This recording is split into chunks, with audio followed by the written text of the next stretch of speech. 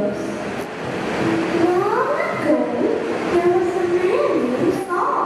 He was very smart, but also very mean to the followers of Jesus. He hunted them down and put them into the prison.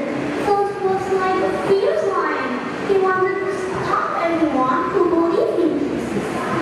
One day, Saul was walking to a city called Damascus.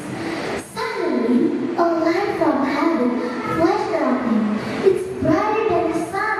Saul was frozen to earth. Then he heard a voice. Saul, Saul, why are you hurting me? Saul asked, "Who are you, Lord?" The voice answered, I am Jesus, the one you are fighting. When Saul stood up, he was blind. He couldn't see anything for 3 days. He didn't eat or drink. He only prayed. Then God sent a kind man named Ananias to help him. Ananias prayed for Saul, and suddenly Saul could see again. He was so happy. Then he was baptized and started a new life. Saul was not a fierce lion anymore. He became a gentle lion.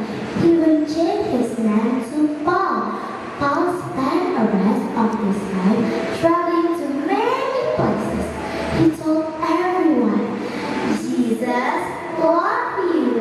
Even things were hard, Paul never stopped. He wrote many letters that we can still read in our Bible today. Friends, the story of Paul teaches us that no one is too bad for God.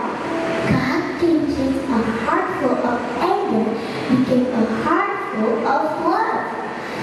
If God can change Paul, God can use all of us to do great things too.